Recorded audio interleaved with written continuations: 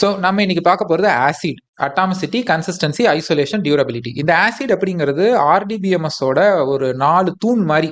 இந்த AC ID அப்படிங்கிறது 4 தூண் மாதிரி. ஓகேங்களா? இது வந்து ஒரு rule which all RDBMS has to follow. ஓகேவா? So atomicity, consistency, isolation, durability, நம்ம டேட்டாவோட அக்யூரசிக்கும் நம்ம டேட்டாவோட சேஃப்டிக்கும் இந்த ஆசிட் ரூலை அவங்க இம்ப்ளிமெண்ட் பண்ணியிருக்காங்க. Okay, first atomicity. அட்டாமிசிட்டினா என்ன? All are none. ஸோ நீங்க பண்ற அப்டேட், இன்சர்ட், செலக்ட் எல்லாத்தையும் நான் ஒரு டிரான்சாக்ஷன் இனிமேல் சொல்லுவேன். ஓகேங்களா? So all are none. For example, நீங்க உங்க அக்கௌண்ட்ல இருந்து சில இப்போ நெட்ஃபிளிக்ஸ் சப்ஸ்கிரிப்ஷன்லாம் மேண்டேட் பண்ணியிருப்பீங்க. ஒவ்வொரு மாசமும் அதுவாகவே ஆட்டோமேட்டிக்கா உங்க அக்கௌண்ட்ல இருந்து டெபிட் ஆகி நெட்ஃபிளிக்ஸ் அக்கௌண்ட்ல கிரெடிட் ஆயிரும் இல்லையா? ஃபார் எக்ஸாம்பிள், இப்போ உங்களோட சேவிங்ஸ்ல இருந்து ஓகே உங்களோட சேவிங்ஸ் அக்கௌண்ட்ல இருந்து 199 வந்து டெபிட் ஆகும் இல்லையா? மந்த்லி பிளான் நெட்ஃபிளிக்ஸோட. அடுத்து இது எங்க போகும்? இது வந்து ஃபர்ஸ்ட்.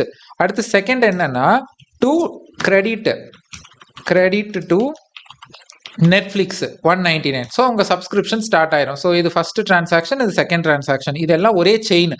ஓகேங்களா? இப்போ இன்கேஸ் உங்களுக்கு டெபிட் ஆயிருச்சு, இது பாஸ் ஆயிடுச்சு, ஆனா நெட்ஃபிளிக்ஸ்ல போகும்பொழுது ஃபெயில் ஆகுதுன்னு வச்சுக்கலாம். அதாவது இப்போ நீங்க அமேசான்ல வாங்கும்போதோ இல்ல வந்து பிளிப்கார்ட்ல வாங்கும்போதோ எதுலயோ ஒன்று உங்களுக்கு மெசேஜ் வந்து டெபிட்னு வந்துடும், ஆனா போய் டிரான்சாக்ஷன் ஃபெயில் ஆயிரும். அப்படி ஆகும்போது இந்த கம்ப்ளீட் செயினுமே ரிவர்ட் ஆயிரணும். ரிவர்ட் ஆயிரணும் மீன்ஸ் இதுல இப்ப 2 டிரான்சாக்ஷன் இருக்கு, இதுல ஒன்னு ஃபெயில் ஆனா கூட இன்னொன்னு ஃபெயில் ஆயிரணும். அதாவது உங்க 199 திரும்ப உங்களுக்கே வந்துடணும். ஓகேங்களா? திரும்பவும் உங்களுக்கே வந்துடணும். ஸோ ஒரு 100 டிரான்சாக்ஷன் அட் அ டைம்ல ஒரு செயினா நடக்குதுன்னா அதுல ஒன்னு ஃபெயில் ஆனா கூட மீதி எல்லாம் 99 ரிவர்ட் ஆயிரணும். அதுதான் ஆல் ஆர் நன். ஆல்னா எல்லா சக்சஸ் ஆச்சுன்னா ஆவு, ஒன்னு ஃபெயில் ஆச்சுன்னா கூட எல்லாத்தையும் ஃபெயில் பண்ணிடும். இதுதான் அட்டாமிசிட்டி. ஓகேங்களா? ஸோ இது எல்லாமே ஒரு ரூல் தான், இது பிராக்டிக்கல் எதுவும் கிடையாது. It's all rule. இப்படிதான் உங்க டேட்டா பேஸ் ஒர்க் ஆகும் ஆக்சுவலி ஸ்பீக்கிங். ஓகேங்களா? ஸோ இது அட்டாமிசிட்டி. அடுத்து நம்ம கன்சிஸ்டன்சி பார்க்கலாம். ஓகே, ஸோ நெக்ஸ்ட் ரூல், ஆர்டிபிஎம்எஸோட நெக்ஸ்ட் ரூல் கன்சிஸ்டன்சி. எப்பவுமே ஒரு டிரான்சாக்ஷன் எப்பவுமே ஒரு இடத்துல இருந்து இன்னொரு இடத்துக்கு போனாலும் அதோட டேட்டா வந்து ஒரு வேலிட் ஸ்டேட்ல தான் இருக்கணும் அப்படிங்கிறது தான் கன்சிஸ்டன்சி. ஓகேங்களா? கன்சிஸ்டன்சி எப்பவுமே மெயின்டைன் ஆகணும். அந்த பர்டிகுலர் டேட்டா இங்க இருந்தாலும் சரி, வேற இடத்துக்கு போனாலும் சரி. சி ஃபார் எக்ஸாம்பிள், இப்போ நீங்க எல்லாருமே வந்து ட்ரேடிங் பண்ணியிருப்பீங்க இல்லைங்களா? நிறைய பேர் ட்ரேடிங் பண்ணியிருப்போம். அப்போ ஏஞ்சல் புரோக்கிங், ஜெரோதா மாதிரி நிறைய அப்ளிகேஷன்ல நம்ம ட்ரேடிங் பண்ணுவோம். இப்போ இந்த எல்லாத்துலேயுமே வந்து ஈக்விட்டி ட்ரேடிங்கும் பண்ணுவோம். ஸ்டாக்ஸை வாங்குறது, இப்போ டாடா மோட்டார்ஸோட ஸ்டாக்ஸை வாங்குறது, இல்லை வந்து வேற ஏதாவது ஒரு வோடஃபோனோட ஸ்டாக்ஸை வாங்குறது, அது மாதிரி ஸ்டாக்ஸை வாங்குவோம், வச்சிருப்போம், விற்போம். இது ஒரு கான்செப்ட். இதே நீங்க வந்து மியூச்சுவல் ஃபண்ட்ஸ் போறீங்கன்னு வச்சுக்கோங்களேன், அதுலயே இருக்கும், 2 இருக்கும்.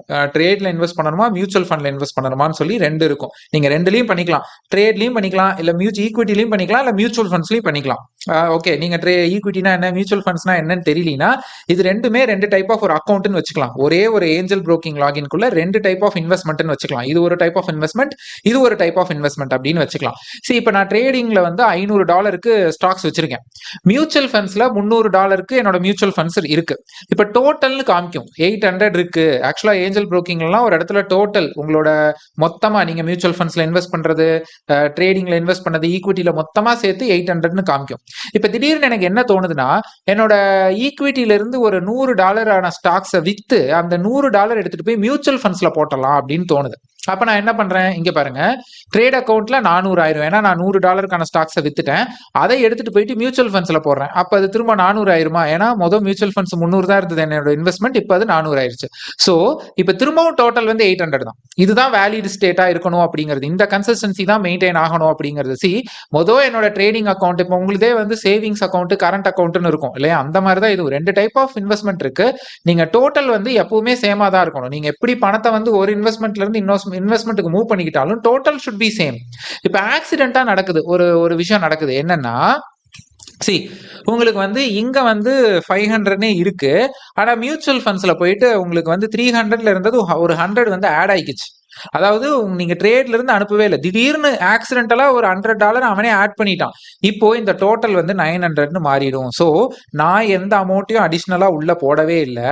அதே மாதிரி நான் வந்து என்னோட ட்ரேட் அக்கௌண்ட்ல இருந்து $100 நான் வந்து மியூச்சுவல் ஃபண்ட்ஸுக்கு மாத்தி இருந்தேன்னா வந்து இது எப்படி மூவ் ஆயிருக்கணும்னா, இங்க $500ங்கிறது 400 ஆயிருக்கும், இங்க 300 அப்படிங்கிறது 400 ஆயிருக்கும். ஓகேங்களா? ஆனா அப்படி எதுவுமே ஆகல. என்னோட ட்ரேட் அக்கௌண்ட்ல இருந்து எந்த அமௌண்ட்டுமே வந்து டெபிட் ஆகவே இல்லை. ஆனா என்னோட மியூச்சுவல் ஃபண்ட்ஸ்ல ஆல் ஆஃப் சடன் ஒரு $100 வந்து யாரோ ஆட் பண்ணிட்டாங்க. அப்போ என்னோட டோட்டல்ல வந்து இப்ப டிஃபரன்ஸ் ஆக ஆரம்பிக்குது. ரைட்? இப்ப இதுதான் கன்சிஸ்டன்ட் ஸ்டேட் கிடையாதுன்றது அர்த்தம். இதெல்லாம் தான் டேட்டா சேஃப்டி, டேட்டா அக்யூரசிக்கு இந்த கன்சிஸ்டன்சி, அட்டாமிசிட்டி எல்லாம் நம்ம யூஸ் பண்றோம். ஓகேங்களா? இப்ப அடுத்து நம்ம டியூரபிலிட்டி பார்க்கலாம். ஓகே. அடுத்து வந்து ஐசோலேஷன். சாரி நான் டியூரபிலிட்டின்னு சொல்லிட்டேன். Durability last. Isolation. So isolation அப்டின்னா, இப்போ ஒரு 2 டிரான்சாக்ஷன் நடக்குது. இப்போ ஒரு இன்சர்ட் நடக்குது, ஒரு அப்டேட் நடக்குதுன்னு வச்சுக்கலாம். ஓகேங்களா? ஒரு இன்சர்ட், ஒரு அப்டேட். இது 2ம் அட் அ டைம்ல ஒரே டேபிளுக்கு நடந்தாலுமே, இது 2ம் தனித்தனியா தான் ரன் ஆகணும். ஸோ இதுக்கு அதாவது அப்டேட்டுக்கு இன்சர்ட் தெரியாது, இன்சர்ட்டுக்கு அப்டேட் தெரியக்கூடாது. இண்டிபெண்டன்ட்டா 2ம் ஐசோலேட்டடா ரன் ஆகணும். இதனால அது அஃபெக்ட் ஆகக்கூடாது, அதனால இது அஃபெக்ட் ஆகக்கூடாது. ஃபார் எக்ஸாம்பிள், இப்போ person A is transferring $100 to you. இப்போ உங்களுக்கு 2 ஃப்ரெண்ட்ஸ் உங்களுக்கு அமௌண்ட் அனுப்புறாங்க. உங்களோட மொதல் ஃப்ரெண்டு வந்து ஒரு $100 அனுப்புறாரு. அடுத்த ஃப்ரெண்டு வந்து $200 அனுப்புறாரு. இந்த 2 டிரான்சாக்ஷனும் அட் அ டைம்ல நடந்தாலுமே உங்களோட ஒரு டிரான்சாக்ஷன் இன்னொரு டிரான்சாக்ஷனோட கிளாஷ் ஆகாது, ஆகவும் கூடாது. இதுதான் ஐசோலேஷன். இது எல்லா ஆர்டிபிஎம்எஸ்லயும் இருக்கு. இப்போ நம்ம பார்க்கறது எல்லாமே ஆல்ரெடி இருக்குங்க. இருக்கு அப்படிங்கறத தான் நம்ம பார்த்துட்டு இருக்கோம். ஓகேங்களா? இது எல்லாமே ஒரு டேட்டா மாடலிங்ல ஒரு டேட்டா வேர்ஹவுஸ்ல வர்ற ஒரு கான்செப்ட் தான். ஓகேவா? ஸோ பர்சன் ஏன் அனுப்புற பணம் இப்போ நீங்க கேட்டிருப்பீங்க, உங்க 2 ஃப்ரெண்டு கிட்டையும் கேட்டிருப்பீங்க, என்கிட்ட பணமே இல்லடா, ஒரு $100 அனுப்புடா, இன்னொரு ஃப்ரெண்டு கிட்ட என்கிட்ட பணமே இல்லடா, $200 அனுப்புடானா அந்த 2 ஃப்ரெண்ட்ஸும் அவங்க அனுப்புற டிரான்சாக்ஷன் வந்து ஒருத்தர் ஒருத்தருக்கே தெரியாது அப்படிங்கிற மாதிரி. ஓகே.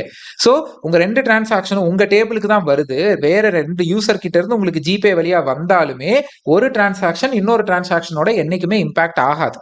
ஓகேங்களா? அதுதான் ஐசோலேஷன். அடுத்து நம்ம டியூரபிலிட்டி பார்க்கலாம். ஓகேங்க. நெக்ஸ்ட் வந்து டியூரபிலிட்டி. இது ரொம்ப ரொம்ப இன்ட்ரெஸ்டிங். இப்போ நீங்க அமேசான்ல போறீங்கன்னு வச்சுக்கலாமே. இப்போ நீங்க அமேசான்ல போயிட்டு இல்லைன்னா ஐஆர்சிடிசி போகலாம். நம்ம ரயில் டிக்கெட் புக் பண்ற ஐஆர்சிடிசி போகலாம். ஐஆர்சிடிசியில வந்து தக்கல் டிக்கெட்டை வந்து ஆரம்பத்துல புக் பண்றதுல இருந்து முடியிற வரைக்கும் பக்குனே இருக்கும். ஸோ இப்போ வந்து நீங்க வந்து டிரான்சாக்ஷன் பண்ணிட்டீங்க, அமௌண்ட் கிரெடிட்டட்னு மெசேஜ் வந்துருச்சு. ஓகேவா? உங்களுக்கு வந்துருச்சு. இப்போ புக்கிங் கன்ஃபர்மேஷன் பேஜ் லோட் ஆகிட்டு இருக்குன்னு வச்சுக்கலாம். இந்த இடத்துல திடீர்னு உங்களோட இன்டர்நெட் ஏதோ கிராஷ் ஆகுது, இல்ல ஐஆர்சிடிசியோட டேட்டா பேஸே டவுன் ஆகுது, ஏதோ ஒன்று ஆயிருச்சு.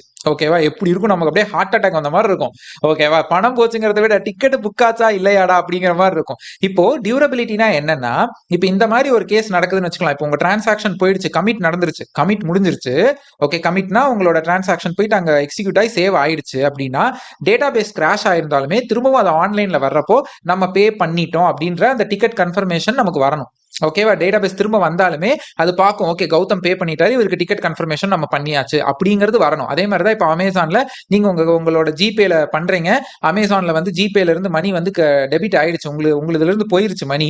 ஆனா வந்து திடீர்னு அமேசான் வெப்சைட் வந்து கிராஷ் ஆயிடுச்சு. அப்ப தோணும், ஐயோ ஆர்டர் பிளேஸ் ஆச்சா இல்லையானே எனக்கு தெரியலையே அப்படின்னு சொல்லிட்டு, நீ இவங்களுக்கு இதுல வேற நம்ம ரீஃபண்டுக்கு அலையணுமா அப்படின்னு. பட் திரும்பவும் அமேசான் வெப்சைட் ஆன்லைன் வந்தோடனே உங்க ஆர்டர் கன்ஃபார்ம்டு மெசேஜ் பார்த்தோன்னே அப்பாடான்னு தோணும் இல்லையா? ஏன்னா அவங்க யூஸ் பண்ற டேட்டாபேஸ்ல டியூரபிலிட்டி இருக்குன்னு அர்த்தம்.